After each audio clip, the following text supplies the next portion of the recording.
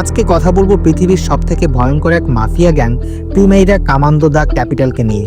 প্রিমেইরো কামান্দো দা capital হলো একটি Portuguese শব্দ।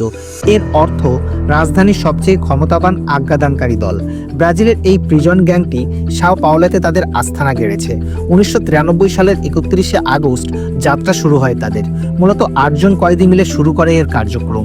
তখন থেকে প্রিমেইরো কামান্দো দা ক্যাপিটাল বা পিসিসি সাও পাওলো ব্রাজিলের সবচেয়ে সংঘবদ্ধ অপরাধ চক্রগুলোর মধ্যে শীর্ষস্থানীয় পর্যায়ে রয়েছে। এমনকি ব্রাজিলের সীমানা ছাড়িয়ে পার্শ্ববর্তী দেশগুলোতেও তারা প্রভাব বিস্তার করছে। তাদের ক্ষমতা ও অর্থের প্রধান উৎস হচ্ছে মাদক ব্যবসা।